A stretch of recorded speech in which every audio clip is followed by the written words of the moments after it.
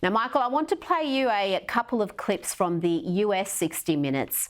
First, let's look at Peter Daszak being interviewed. He's a member of the World Health Organization team investigating the origins of the coronavirus.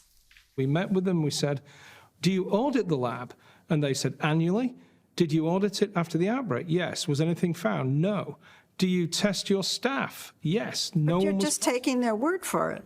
Well, what else can we do? There's a limit to what you can do, and we went right up to that limit. We asked them tough questions. They weren't vetted in advance, and the answers they gave we found to be believable, correct, and convincing. But weren't the Chinese engaged in a cover-up? They destroyed evidence. They punished scientists who were trying to give evidence on this very question of the origin.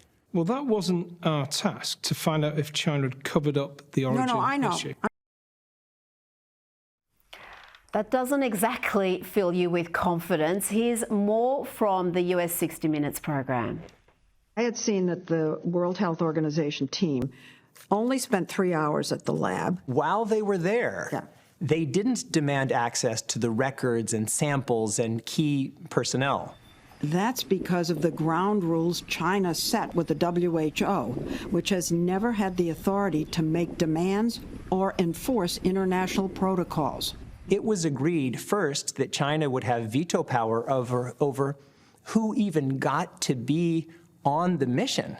Secondly, and WHO agreed to that. WHO agreed to that. On top of that, the WHO agreed that in most instances, China would do the primary investigation and then just share its findings with these international experts. So these international experts weren't allowed to do their own primary investigation. Wait, you're saying that China did the investigation and showed the results to the committee and that was it?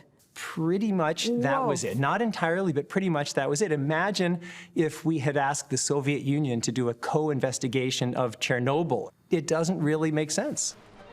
China had ruled out a lab accident long before the WHO team arrived at the airport in Wuhan on January 14th and were greeted by people in full PPE gear.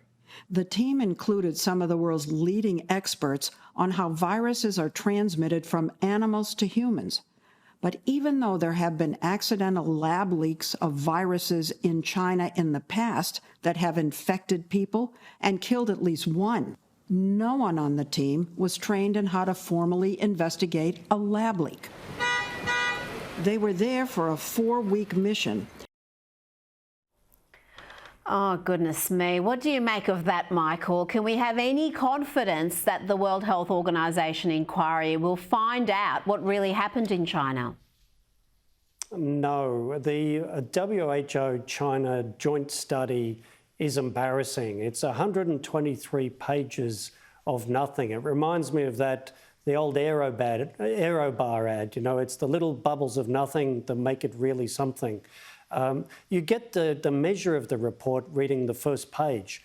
The study was done by 17 international experts attached to the WHO, 17 Chinese government experts, and then it thanks 26 other Chinese government officials for playing a key role. So the whole thing was, it had to be agreed by the Chinese government, and it was all subject to information from Chinese officials. So it's not at all a surprise that it propagates wacky, discredited theories about how the virus started, and it downplays everything that happened in Wuhan in December and January. So let me give you a snippet. It still says it's possible that this pandemic started with frozen food. Well, there is nowhere else on the planet where there's been any credible case of transmission of COVID through frozen food. But it's a Chinese government way of clouding the issue. And another key thing is it says the virus was already widespread in Wuhan, a city of 11 million people, in the 3rd week of 2020, so in January 2020. But it says there wasn't a single death in Wuhan from COVID in December. Those two things cannot work together. If it was widespread in Wuhan in the 3rd week of January, there must have been some deaths in December. So the report is discredited as it lands on the world. We shouldn't be surprised. The Chinese government is not engaged in a search for truth.